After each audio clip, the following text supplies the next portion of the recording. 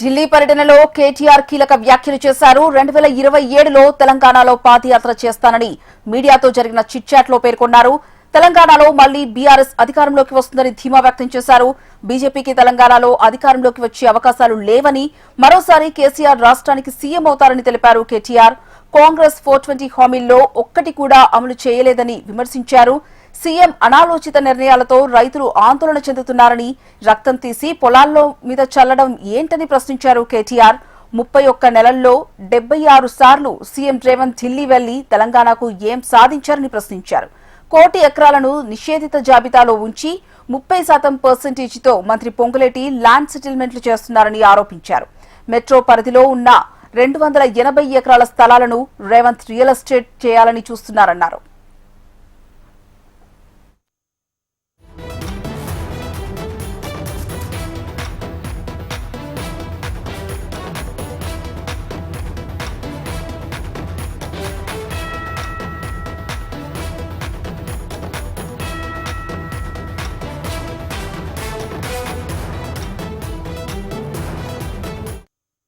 ఢిల్లీ పర్యటనలో కేటీఆర్ కీలక వ్యాఖ్యలు చేశారు. 2027లో తెలంగాణలో పాదయాత్ర చేస్తానని మీడియాతో జరిగిన చిట్చాట్ లో పేర్కొన్నారు.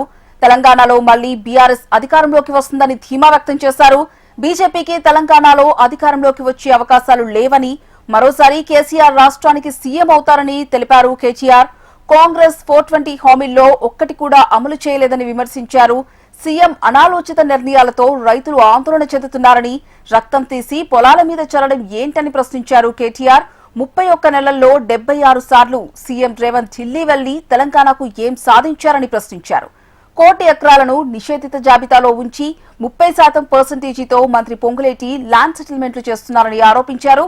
మెట్రో పరిధిలో ఉన్న 280 ఎకరాల స్థలాలను రేవంత్ రియల్ ఎస్టేట్ చేయాలని చూస్తున్నారని అన్నారు.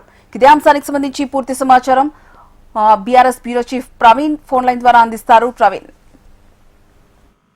ప్రియ, ఢిల్లీలో చర్చ చేస్తూ కూడా పలు కీలక అంశాలపైన కూడా మాట్లాడారని చెప్పొచ్చు. వచ్చే ఏడాది తెలంగాణలో కూడా పాదయాత్ర చేస్తానని చెప్పేసి కూడా గతంలో చెప్పారు. మరోసారి కూడా పాదయాత్రకు సంబంధించిన దానిపై కూడా క్లారిటీ ఇచ్చారు. దీంతో పాటుగా బీఆర్ఎస్ పార్టీ ఓటమికి సంబంధించినంత వరకు మాత్రం చాలా కారణాలు ఉన్నాయి అనే దానిపై కూడా ఒక క్లారిటీ ఇచ్చారని చెప్పుకోవచ్చు. పార్టీ కంటే ఎవరు కూడా పెద్దవాళ్ళు ఉండరు, పెద్దవాళ్ళు అనుకుంటే మాత్రం మేము ఏమీ చేయలేము, ఎవరి ఎజెండాలు వాళ్ళవే అనే విధంగా కూడా ఇవాళ కేటీఆర్ మాత్రం ఒక క్లారిటీ ఇచ్చిన సిచ్యువేషన్ అయితే కనిపిస్తుంది. దీంతో పాటుగా రాష్ట్రంలో తాజా రాజకీయ పరిస్థితులకు సంబంధించిన దానిపైన కూడా కేసీఆర్ కు సంబంధించి కూడా పదే ఎప్పుడు వస్తారు, కేసీఆర్ ఎప్పుడు బయటికి వస్తారు, అదేవిధంగా వచ్చే వరకు మాత్రం కేసీఆర్ పైన కూడా చాలా మందికి సంబంధించిన నేతలు కూడా కేసీఆర్ రావాలి, సమాధానాలు ఇవ్వాలని చెప్పేసి కూడా చెప్తున్న నేపథ్యంలో మాత్రం నన్ను అదేవిధంగా హరీష్ రావుని ఇద్దరిని మాటలతో కూడా ఎవరు కూడా తట్టుకోలేకపోతున్నారు. కేసీఆర్ వస్తే ఏం తట్టుకుంటారు అనే దానిపై కూడా ఒక క్లారిటీ ఇచ్చారు. దీంతో పాటుగా తెలంగాణ మాత్రం టీఆర్ఎస్ పార్టీకి సంబంధించినందుకు మాత్రం కవిత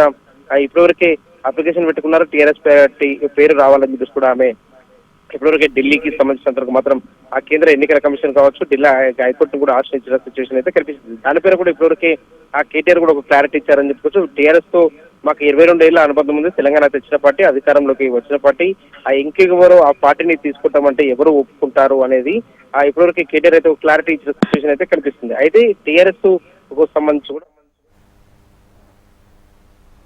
రైట్, థ్యాంక్ యూ ప్రవీణ్.